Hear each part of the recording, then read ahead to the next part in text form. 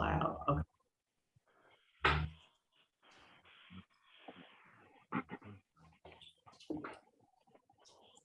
Okay, so welcome everybody to our second session of Black State College of Business.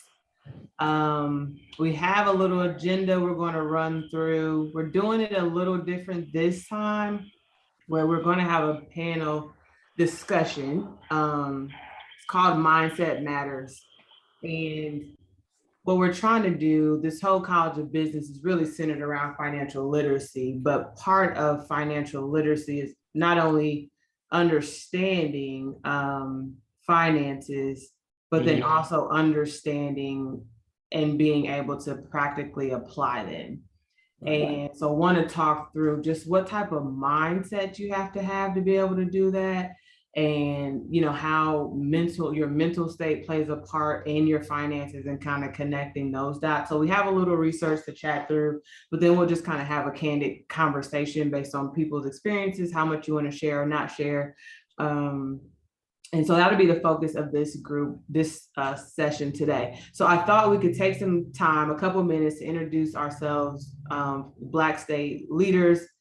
And Jasante, if you don't mind talking a little bit about Black State overall for the audience, and then what we're doing with the College of Business. Introduce yourself, then we'll have Clarence introduce himself, and then I'll introduce myself, and I'll kick us off with the first question. Give me 1 second. Absolutely, I don't have a problem with that at all. Just need it.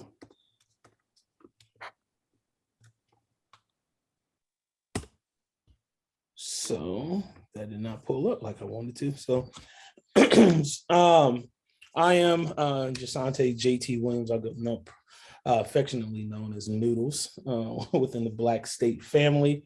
I am the president of the College of Business. It is I'm a president of the College of Business.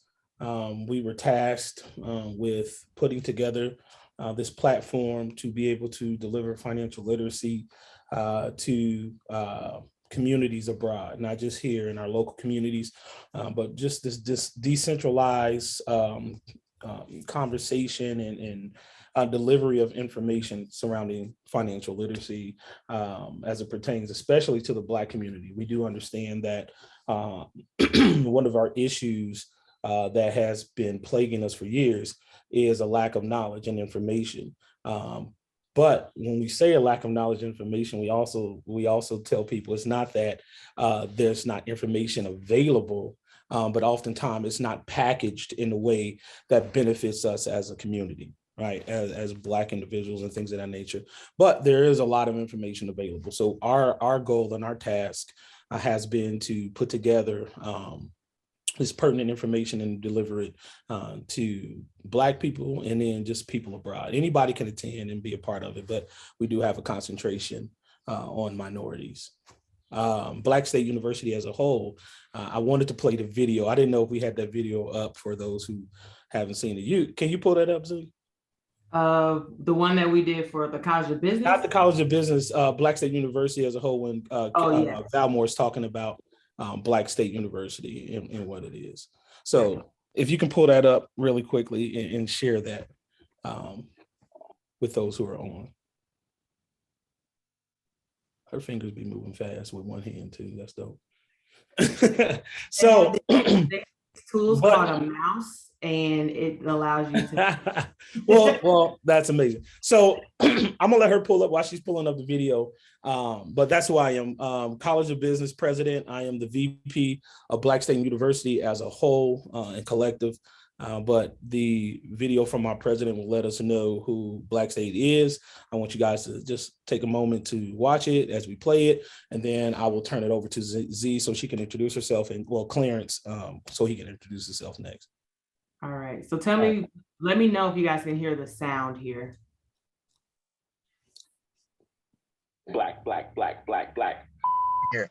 You can revise and see. You think Black Twitter will actually beat people up and take over the world? Welcome to Black State University. I am the Dean Valmore Gold. What is Black State University, you might ask yourself? Thanks for asking that, random person on our website. Black State University is a collective of creators and innovators here to create art and positively impact the Black community. We've started colleges like the College of Music, which boasts upwards of 15 top tier artists. We also have the College of Business that we're growing right now to teach financial literacy to the Black community.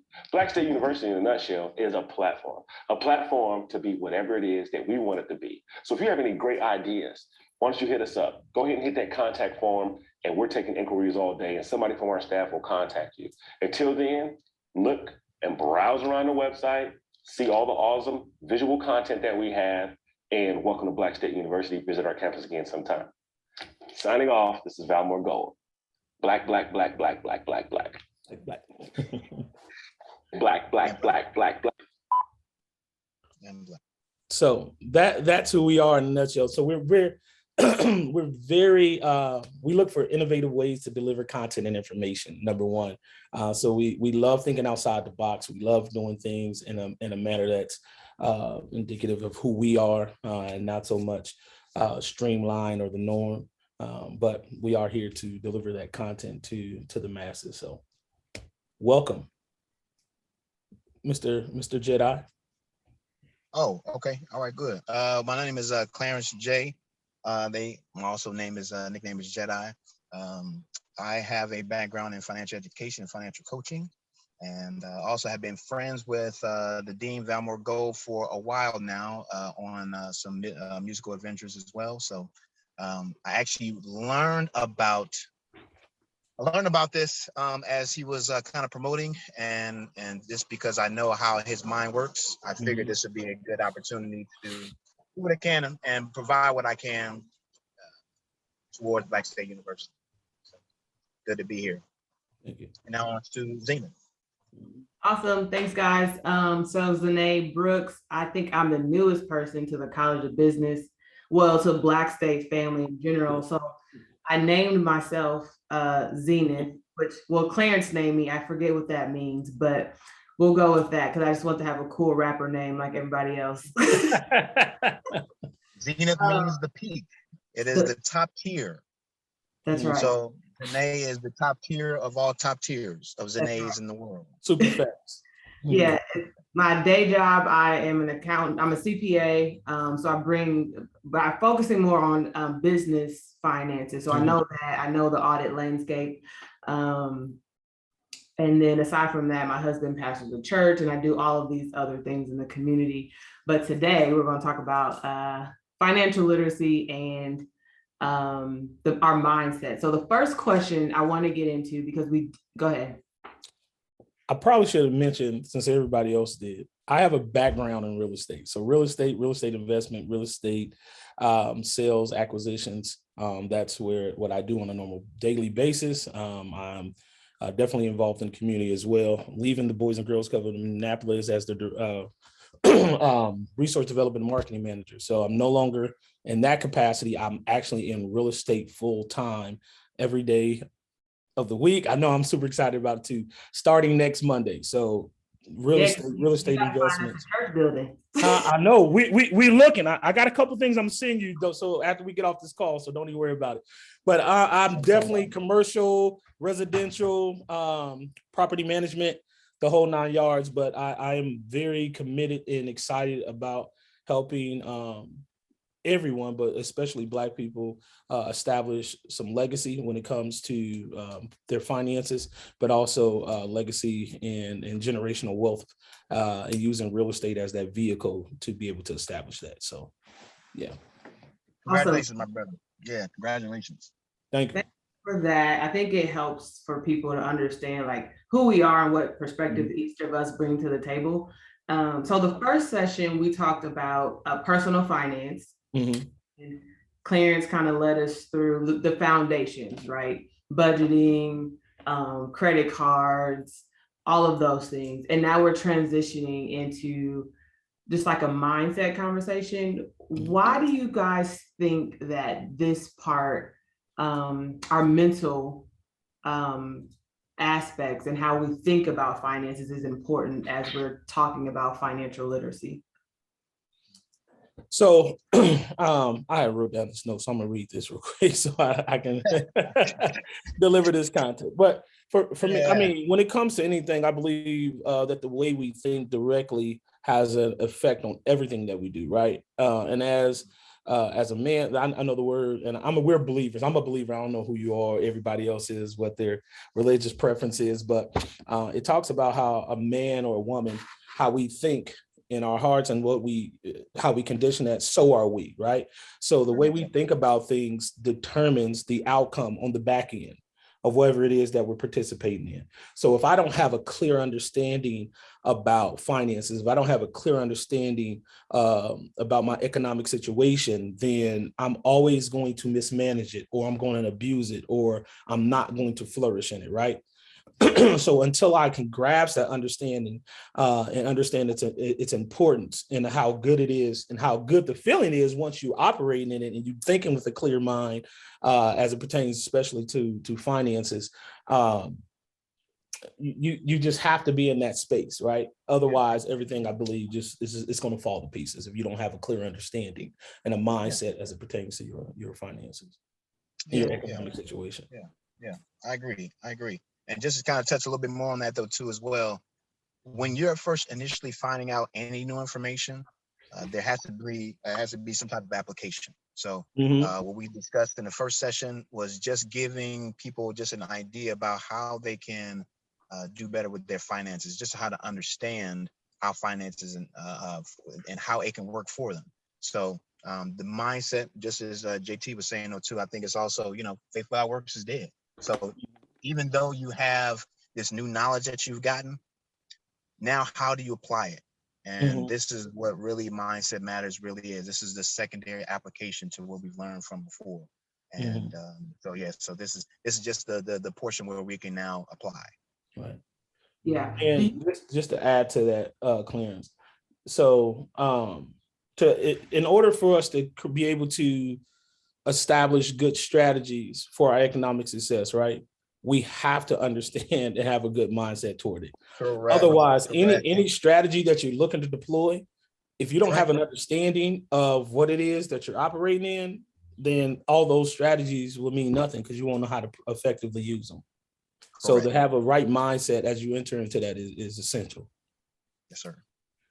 Yeah, one thing that I think John Maxwell kind of talks about this, and or somebody with the 7 habits of effective leaders. No, that's COB. And how they talk about the willingness to learn and then the willingness to change.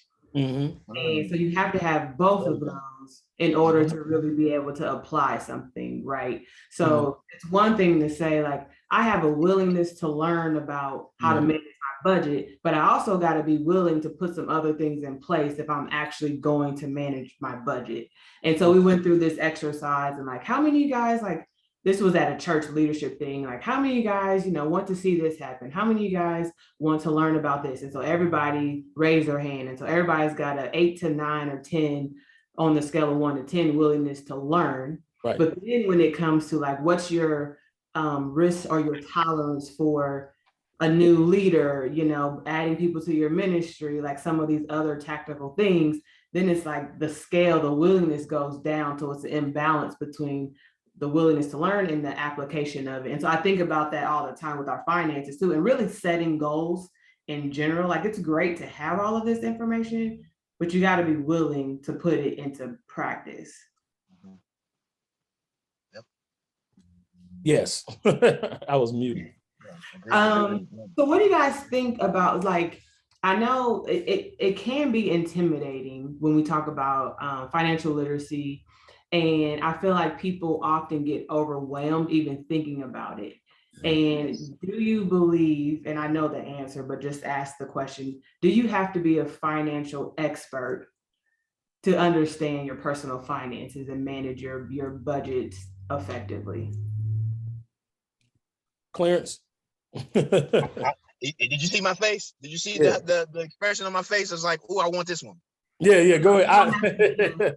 I seen it. Go ahead, Clarence. I'll let you lead. My face was beaming. I was beaming. I wanted, I feel like the kid in school. No, you do not need to have any financial background.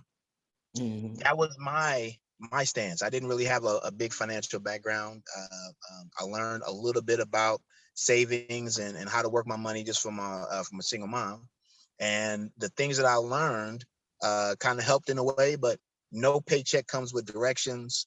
A lot of this is a lot that I had to learn along the way. So it was a lot of, unfortunately, it was a lot more mishaps before before we actually got a good plan together. So learning those tips and tools and gaining resources is what really helped me to be better about my finances as well. So no, that's one of the unfortunate things within our community, that we don't have that, but it is available for us to be able to help many other families in the community to be able to help them to really gain propulsion and be able to learn how to really handle their finances. Yeah. So let me ask you this question. So we don't have to have we don't have to be financial experts to maintain what do we say, to maintain personal finances. We don't have to be financial experts, right, to have discussions surrounding personal finances. But what would you say are some things that we need to have an understanding of? Is somebody talking or she's fixing it? Yeah, I don't know. Are you trying to talk, Lynn? Yeah, can y'all hear us? Yeah, we can hear you now. Yeah, we can hear you now. You're moving the camera around a lot. Amanda has a question. It was more of a comment. Mm-hmm. I was telling Lynn that a lot of times, especially in the Black community, we are in survival mode all the time, and we have that poverty mindset. And so a lot of times people are hesitant to even embrace challenging that mindset, because we go from one crisis to the next, and it's all about survival mode. I can even go back to my childhood. My mom was a single parent as well, and so her thing was always survival mode. Are the lights on? Do y'all have food? Do you have clothes? But there was some crisis going on from month to month, if not from week to week. I literally remember coming home from school and always wondering, when I flipped the switch, was the lights gonna be on? Were we gonna have meat for dinner, or did we have to just have sides? And so that was always a concern. And a lot of times that mentality, as real as it was, when it comes to finances, that is the mentality that was transferred to me, even though she never said it audibly. Through her actions, finances were always about an immediate thing: food right now, lights right now. And so as I grew up, there was never a breakthrough with that mindset, because I was always the food right now, the lights right now, making sure my children have their immediate needs met.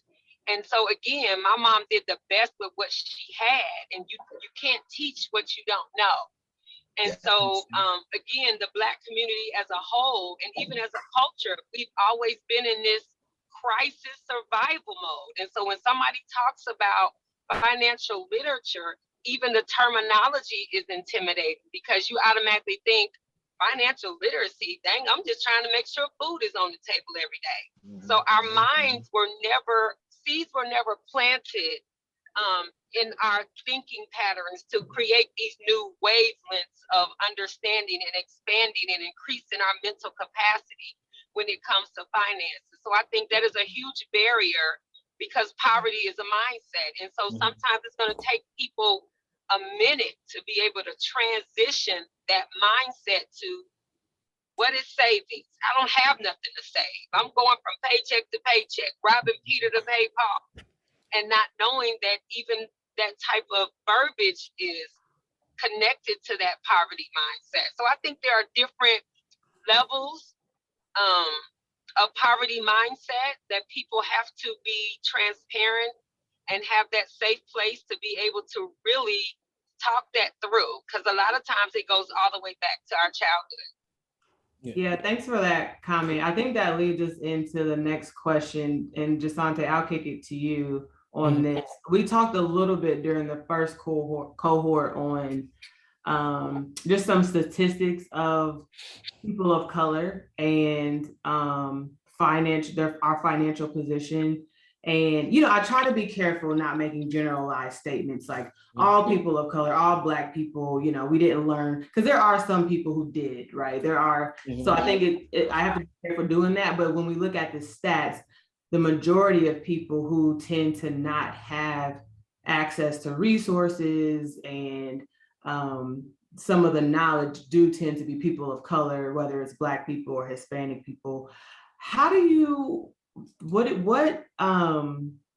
what's your take on how some of these inequities have impacted Black people, not from a financial position standpoint, but understanding finances from the mental aspect of it? You talking to me? Yeah. Good. Okay. So number one, I will say this: the first part about that is really like taking a hard and very challenging look in the trauma that we endured as the kids, and putting ourselves in the position of the parent, right? At that time, or just us now in general too. I think a lot of times, and thank you, Trevanda, for sharing that. But when we're talking about the mindset aspect of robbing Peter to pay Paul and going through these challenging moments of economic disparity, if you will, a lot of the times during those moments, our parents it really didn't share.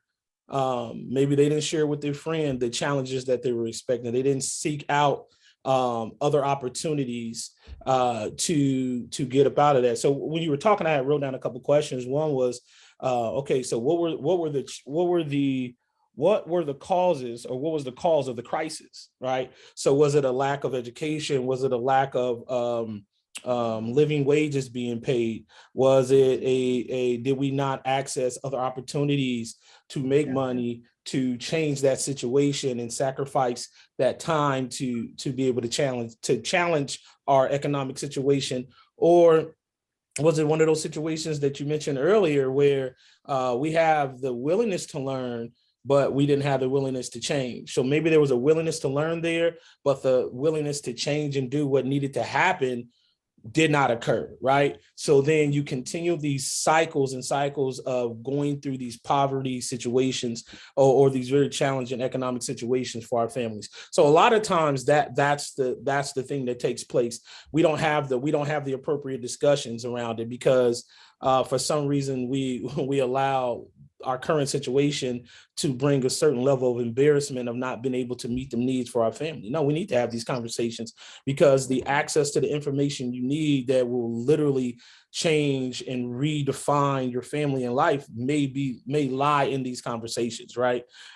In seeking out this information, getting a mentor, getting somebody you can talk to help you and show you the strategies you can deploy with what you have now. Maybe it is a hey, we're going to go on a financial fast for this next year, and we're not going out a lot, we're not traveling a lot, we're not doing any of those things, and we're going to redirect our resources to be able to set ourselves in a better position, life position, right?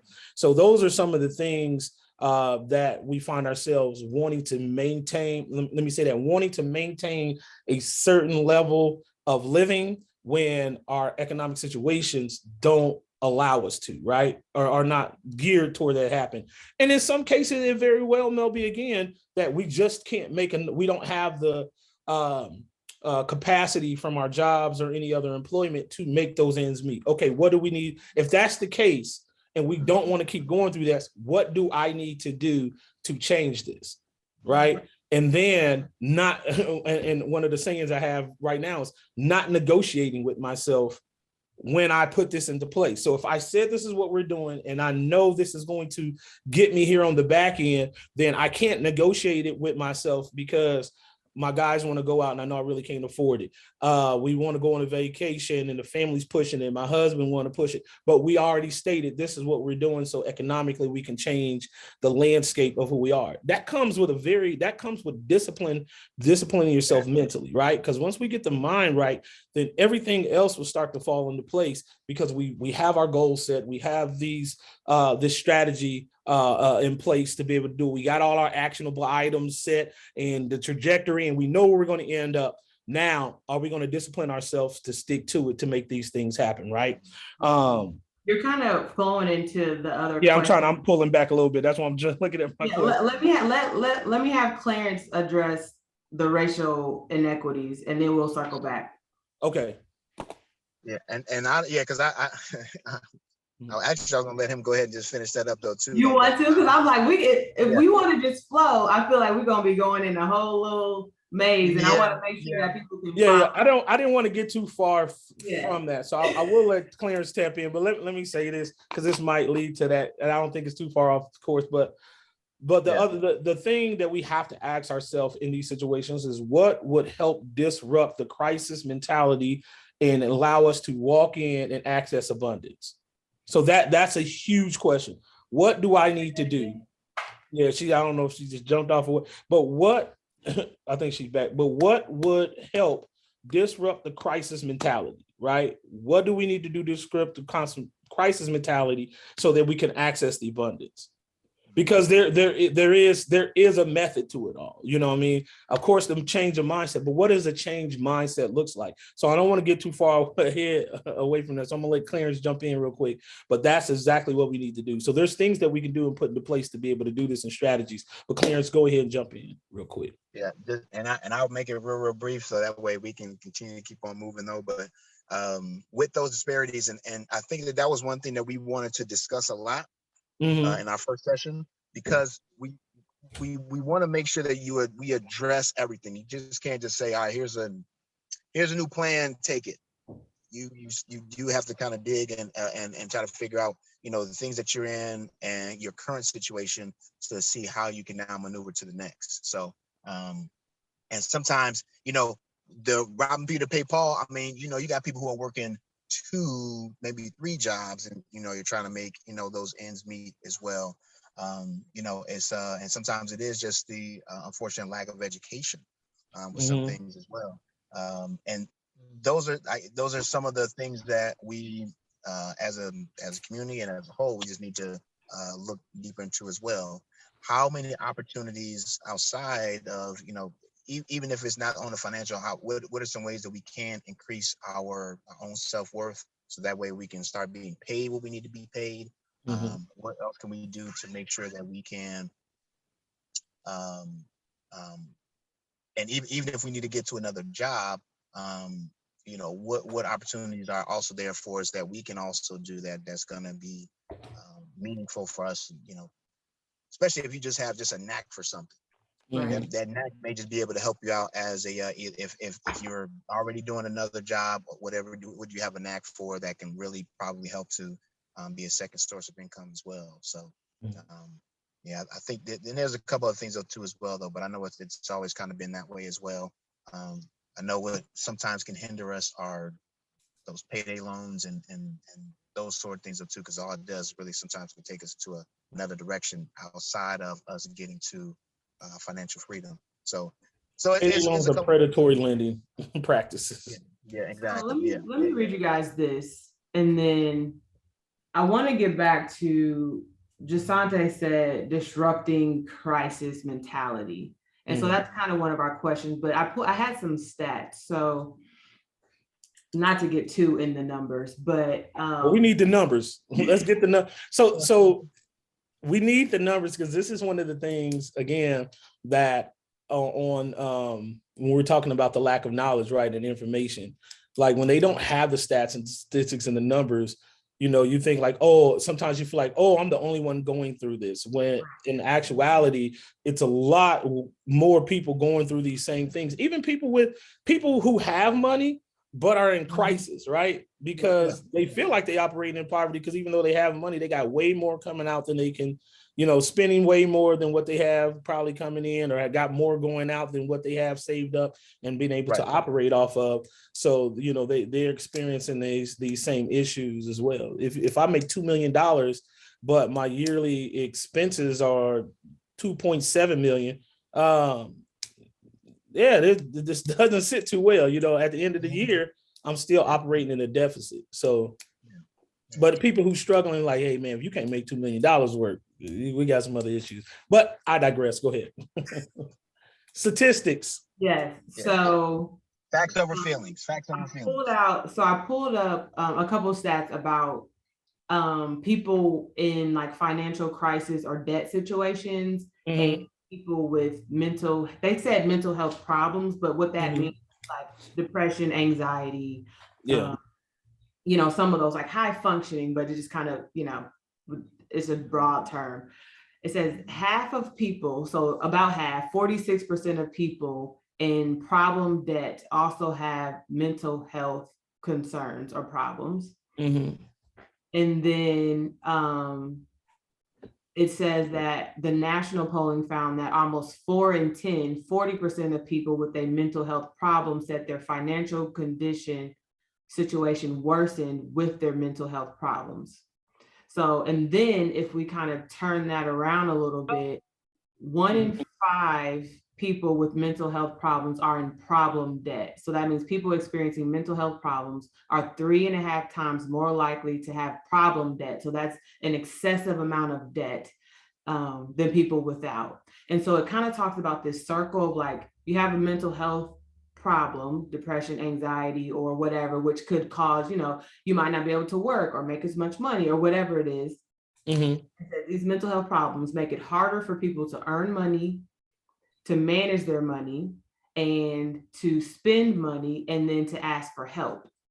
And then so that turns into financial difficulty, which then financial difficulty causes stress, anxiety. It's made worse by like collections, going without the essentials, not having food or money to afford luxuries or whatever, which goes right back into mental health. So it shows the relationship between mental health and how that affects your financial position, but then your financial position also affects your mental health. And so how do you disrupt that cycle, right? Because here's some more information that you'll probably find interesting, and how we act and how we manage our finances based on our mood. So if you're feeling low or depressed, you may not have motivation to manage your budget, to go out and find a better job, to be creative in how to get more money or stop your spending, right? You may just be down. But if you're in a great mood, that can cause us to overspend. You say, like, I got all this extra money, I'm in a good mood, I'm about to go kick it, I'm going on vacation. And so our spending habits can be very reactive based on how we're feeling. And so I just wanted to kind of give us those stats and studies that are out there and see if you wanted to dig into a little more what you were talking about, disrupting some of that cycle that could cause us to not be disciplined in our budget maintenance. Right. So I think the first thing that you do this is with anything, but especially with finances, is introspection, right? Looking within yourself and being extremely and uncomfortably honest, right? So what do I mean by that? So how do I respond? How do I respond when I'm in a bad mood as it pertains to finances? How do I respond when I'm in a bad mood? How do I respond when I'm in a great mood? What were the things that I endured in my childhood that gives me the life position now that, shoot, if I got it, I'm gonna get it. I ain't gonna let nothing, because oftentimes that's part of the case. Like, wasn't able to get this when I was younger. I couldn't do this. I couldn't do that. Well, again, you didn't know how bad mom and dad had it. You didn't know what their, whether it was the lack of education and understanding. Mama had a bad spending habit. She liked to shop too much. We don't know. So we got to do some introspection and find out, why do I feel this way about money? Why do I feel this way about my finances? Why do I overspend when I'm in a bad mood? When I'm out with my friends, I feel like I got to flex my bravado and be the one who buy the first 7 rounds of shots? You see what I'm saying? Then I'm sitting at home on the weekend, like, what did I just spend money on? And I'm looking at my credit card and bank balances. So that's the first part, is just having a great deal of introspection, to have an understanding of who you are as a person and what your moods are, right? To be able to start really breaking down and disrupt being being disruptive to this crisis mentality, right? Because we're talking about thinking in this poverty mindset. A lot of people, when they go through poverty and they can afford now, they tend to overspend a lot, right? And still find themselves in them situations. But I'm gonna throw out these four different things as it pertains to that. Number one, again, I've already said it once, but we need to identify wasteful spending. After we did some introspection, now I need to identify where is my wasteful spending, right? Because that's a interrupter to my mindset. Excuse me. Avoid compulsive spending, right? So what other coping skills do I have to be able to deploy outside of I'm on QVC shopping at night because I feel some type of way, right? Or I'm on Amazon or whatever it is. And then another thing I think that we don't do, even, and I'll say this, let me say this to precursor before I say this. Even if you don't have enough money at the end of the month, right? We need to find out why. So that's why I say you need to plan everything. Give your money a job. We were talking about that in the budget meeting before. If I plan out everything and give my money a job, and then I notice I have more money, then that money needs to have a job too. Even if that is, I'm parking you in savings till I figure out a way to invest you so that I won't have to deal with money issues down the line, right? So I think everybody should plan. We should plan out our money and how we spend it. And it always should have a job. And the other thing is to pay yourself first, right? If I paid myself first, and this is the amount of money, 10%, 15%, I forget what the statistic was. We can definitely share this at another time. But if I'm paying myself first, then number one, I don't think I'll feel some type of way. I feel like I'm benefiting from all my hard work and effort. And I think everybody should pay themselves. Like you shouldn't be, all your money shouldn't be going to bills every month. You got to figure out a way to pay yourself, even if it's $100, $200 out of that month to go towards yourself. And then you can spend that however you want to. But those are four strategies that definitely need to be active at the top of your top 10 things to do. Those are within the top 6 that you should be doing. But once you start putting these things in practice and being, what's the word I'm looking for? I'm about to say religious about it, but that's not the word I want. Consistent. Yeah, consistent. So once you start doing it and you're very, very, very, very consistent, consistency really is the key to all this at the end of the day, right? So if we're consistent, again, I'm not negotiating with myself. I'm going to be consistent with making sure I am participating in these strategies. And then you'll see the benefit on the back end. Just like working out, I promise you can gain weight extremely quickly, right? You can put on probably about 45, 50 pounds in a month. If you just eating, well, that's a lot, but in 2 months, you can put on 50 pounds easily. But it might take you six months, even with consistency, to lose that, right? So when you think of it in that frame of mind, or with that mindset, is you're in this particular situation. So how do I disrupt this, right? Here are the things you need to do. You need to be consistent about it, and at some point, the results will come. But you got to be consistent and you got to be consistent. Let me just say it like that, without going too much further into that.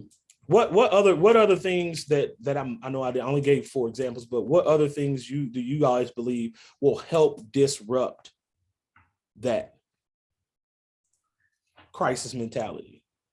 For me, I feel like we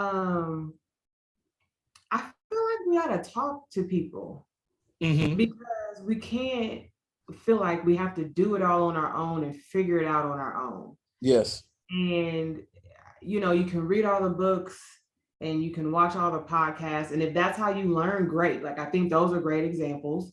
But I also think like having a person to be able to talk through with it. So it could be a financial advisor. It just could be a friend that you trust. Like, hey, does this budget make sense? Like, should I be doing something different?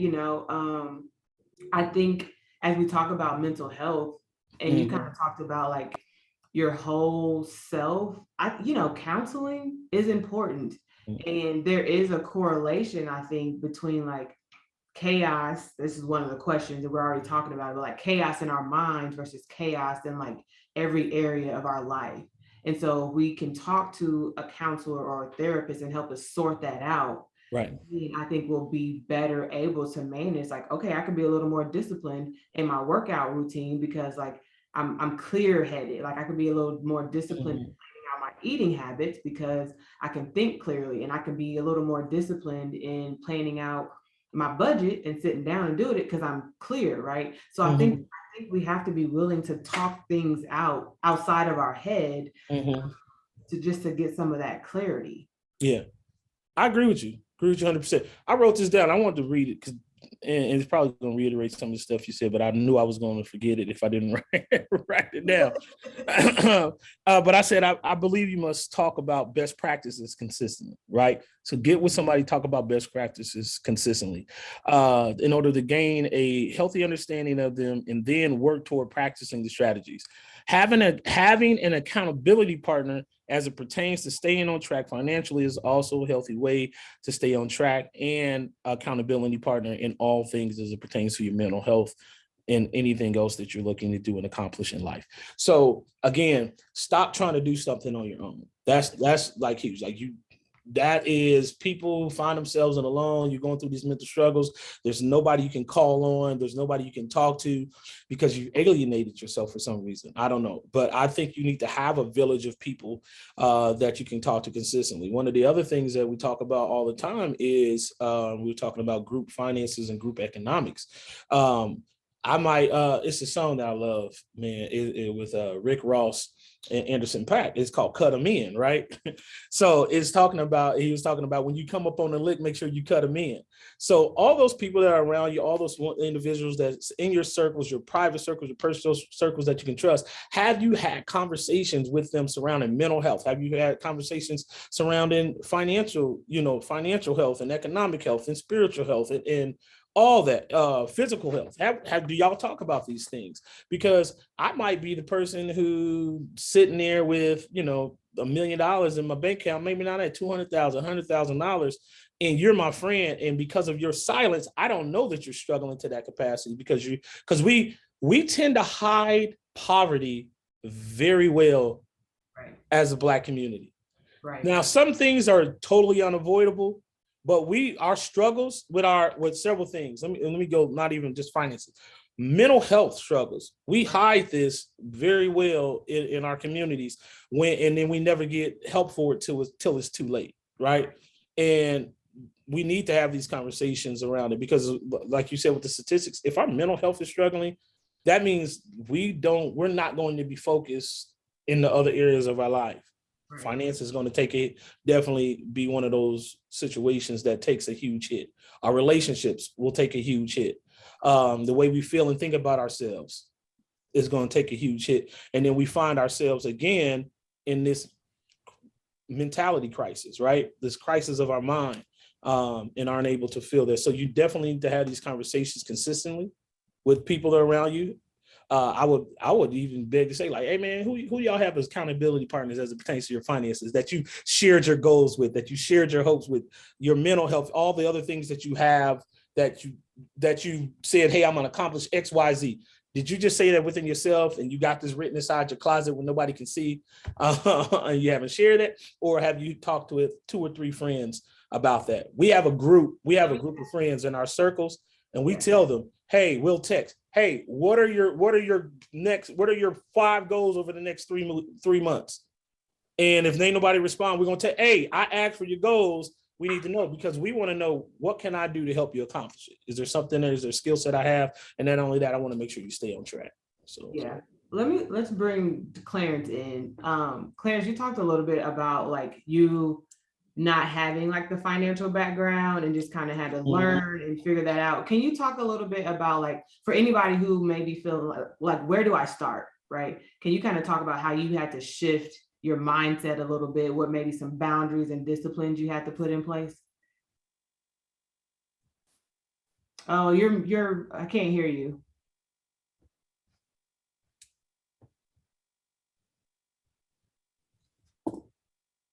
You're not muted, but we can't hear you.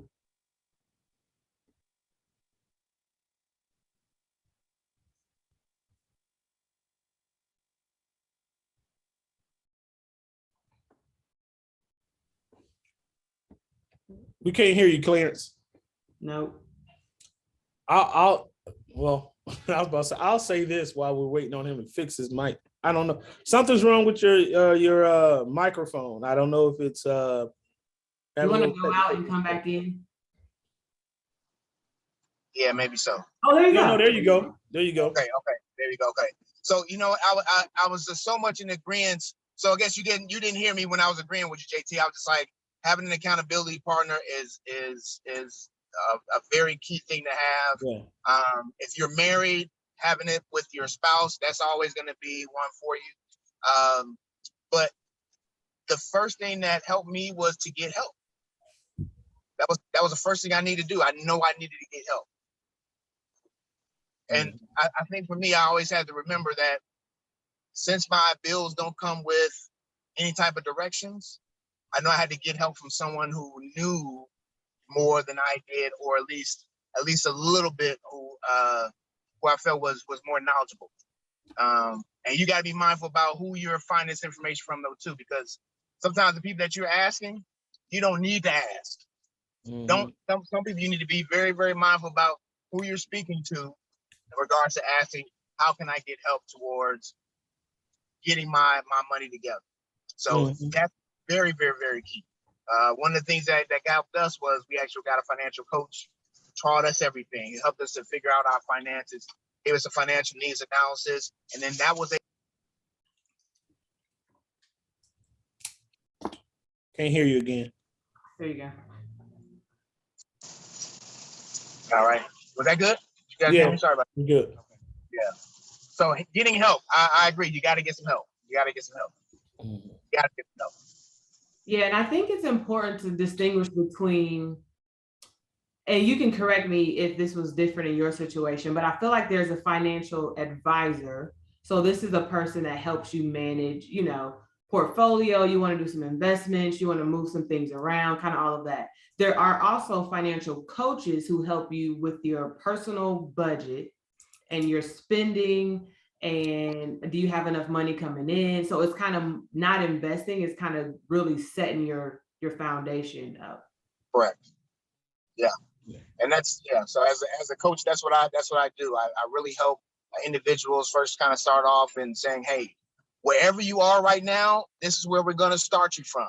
Because every coach can maybe see what potential you have in whatever sport that you're doing, and then what they're do is to really help you to get yourself built up, to help you to maintain every tool, and then work you out in the way that you need to, so that way you get to the level that you need to be at. So as a coach, that's all that I do.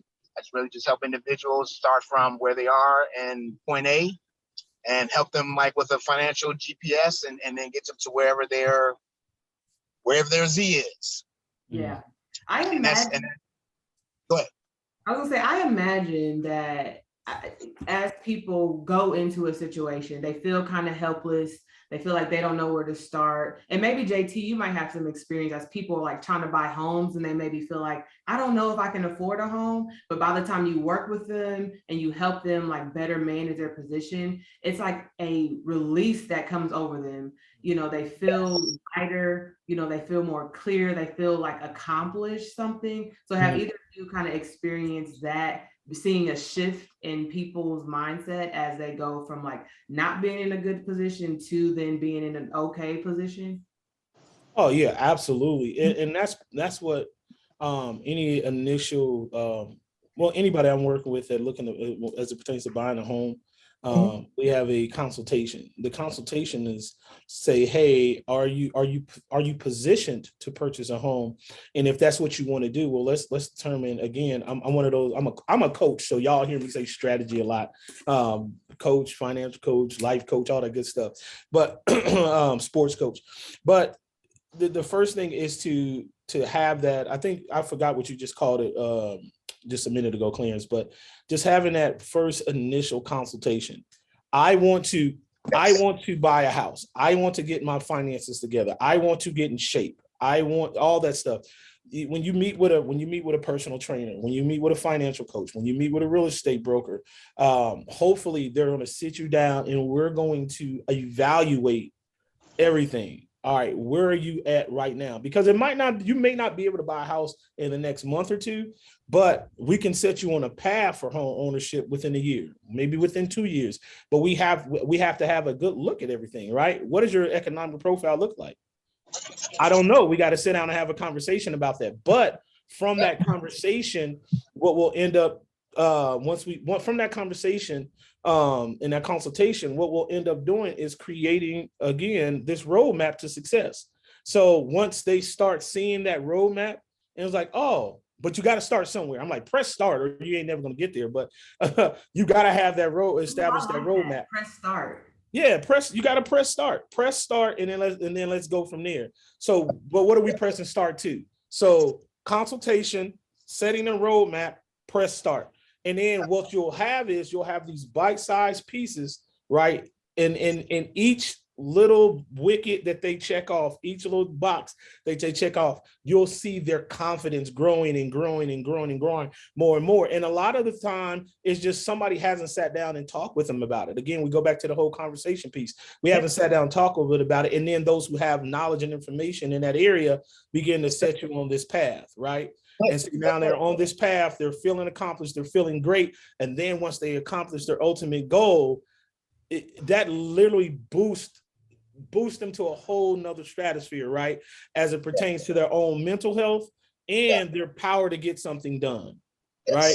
And then they just start along that path with other things in their life as well. So, what I like to make sure I tell anyone who I'm helping with is, you just gotta make sure that you celebrate the small successes too. Mhm. Because sometimes you have a major goal that you want to hit, but you're still trying to hit those small little nuggets and levels. Mhm. You got to make sure that you say, hey, you know what? Hey, I got done with knocking out this credit card amount. Great. Yeah. Congratulations. Way to go. Celebrate somehow with that. And that helps to also build you up as well. So that way you don't feel so overwhelmed with just the task of getting to C and you miss A through Y. We owe and we got to determine. All right, I think that's the alphabet. I like that. So I think JT gave us 3 or 4 things to do to help put us in a better position. What are some things or some disciplines or some boundaries, some things people may need to stop doing? If you guys each have like 2 or 3 of them.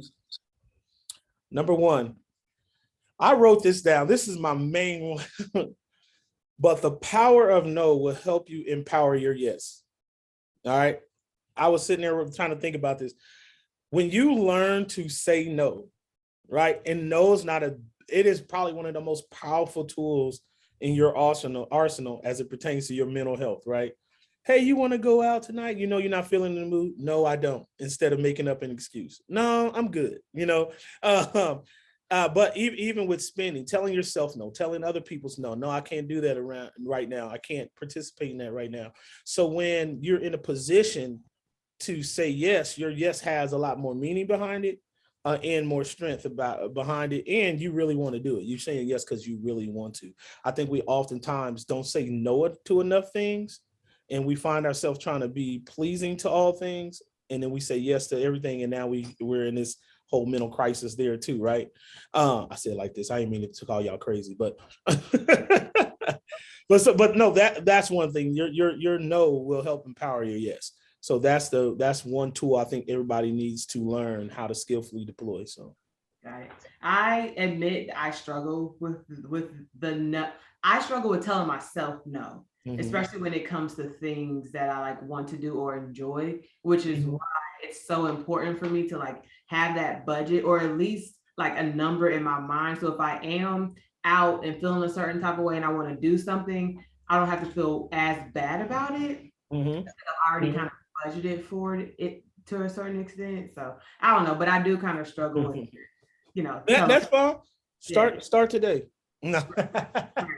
Just press start, like you said. Just press start, man. Just press start. What about you, Clarence? Any advice on things people need to kind of some boundaries, things we need to stop doing? Yeah, you know what? That's really it though too. Is get a number. Because if you get a number and say, hey, I want to stick here, then just leave it at that. Dave Ramsey has also something that's I thought was major and critical for us to make sure that we know about our money, which was to get an envelope system. Put your money to the side for just the things specifically that you want to have it for. So if you know that you want to spend $100 on groceries, put it in an envelope. Separate then you want to go to see the new movie. Put $40 out. Is that $40 or is that, yeah, I guess popcorn. Yeah. One person. Side, for you to be able to go out and go have fun and whatever. But you definitely, I think having an envelope system can also kind of help you as well. So that way you have something tangible. People, when they have something that's in their hands, it's easy then if you have it and you just I'm gonna keep my mental capacity when I'm sliding my card. So having the physical money out, I think is so vital to helping to at least get started. As you're on that mission, I think using that to get yourself started is very, very helpful.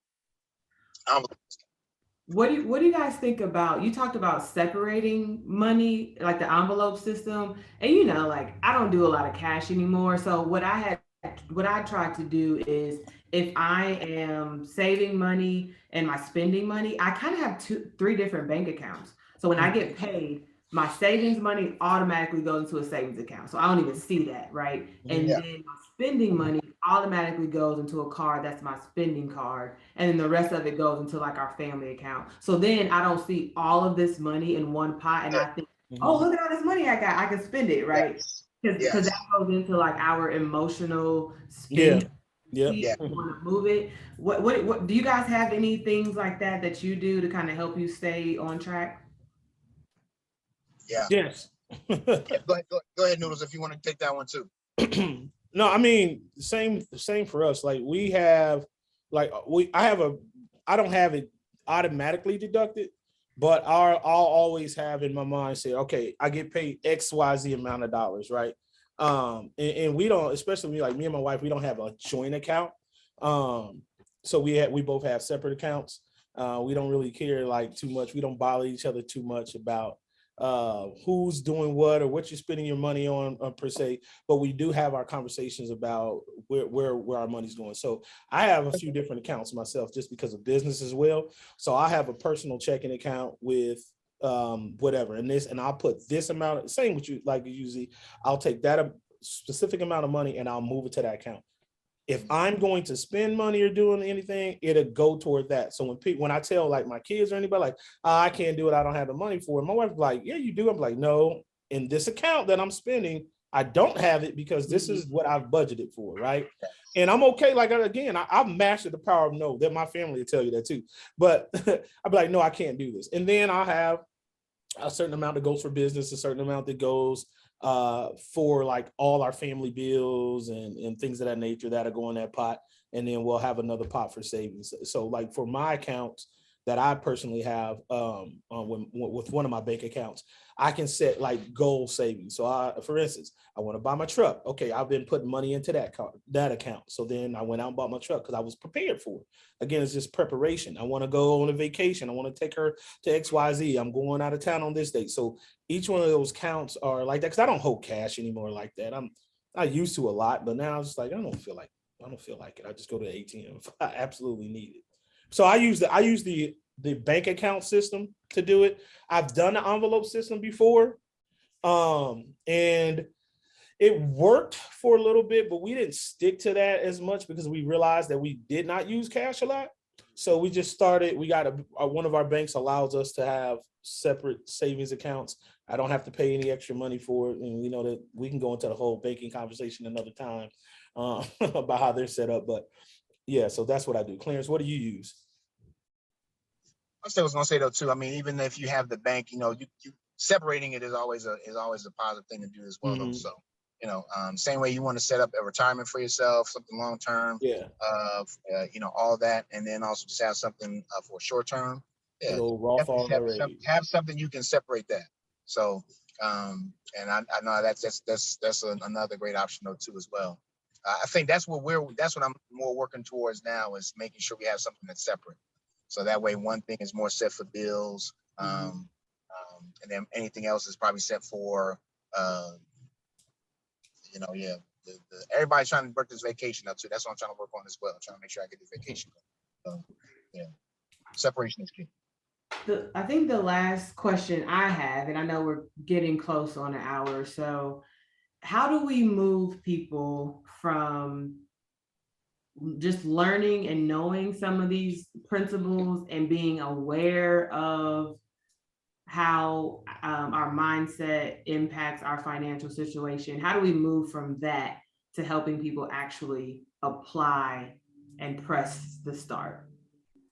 Okay. Like you had to leave somebody with like, leave this, just have one or two takeaways to actually like go do something. Now that you have all this knowledge, how are you going to press start? What does pressing start look like? Go ahead. Go ahead. No, go ahead.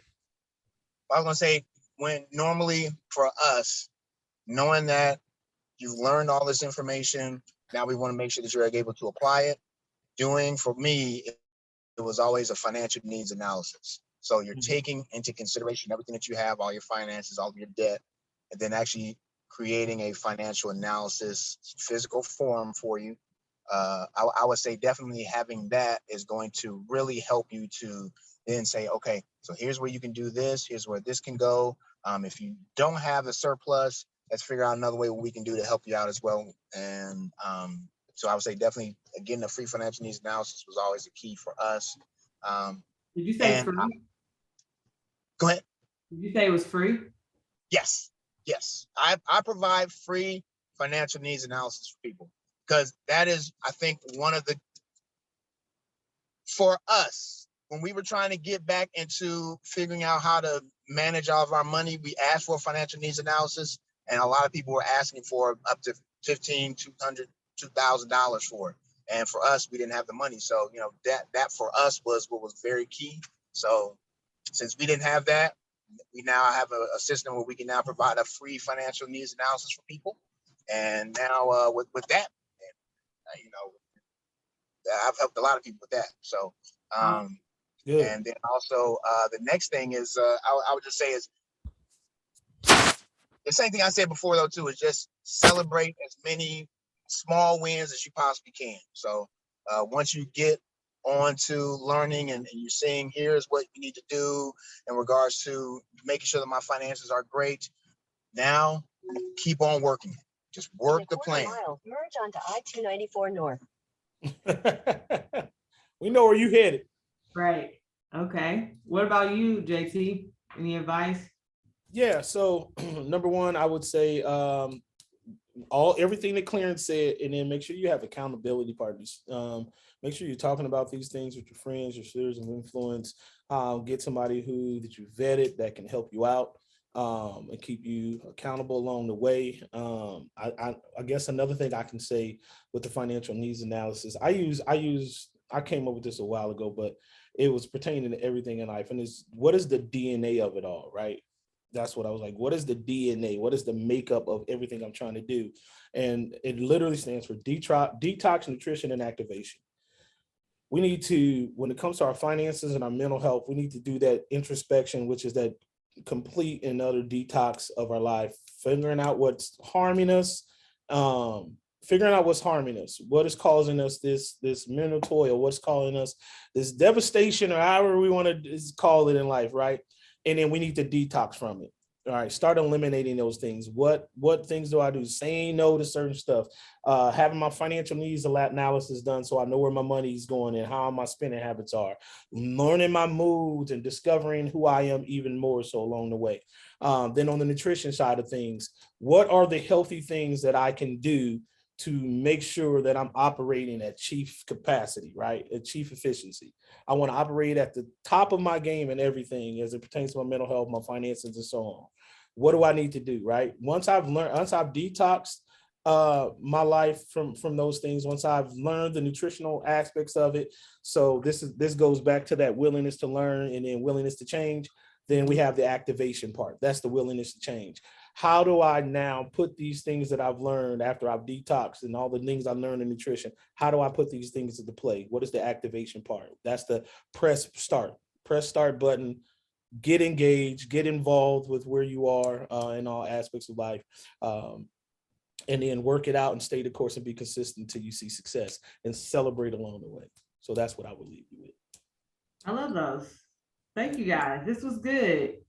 So for our listeners or watchers, we didn't want to take this time to teach more principles, but to help us understand and have mental awareness and realize that our mindset matters when it comes to our financial, our personal financial position. So hopefully the conversation was helpful to you guys. If you do want to reach out to either any of us, you can just email us at BSUCOB, that's Black State University College of Business, at gmail.com. You can go to the Black State University website and click on the College of Business page, and there's a contact us. You can reach out to any of us or reach out to Clarence for that free financial analysis. Definitely encourage you to take care of that. And then we'll be back next quarter for additional conversations. And I think we'll be talking about personal portfolios and get more into some more principles. So thanks for listening, and we'll catch you guys next time. All right. Peace. You got it, everybody. Blessings. Blessing. See you.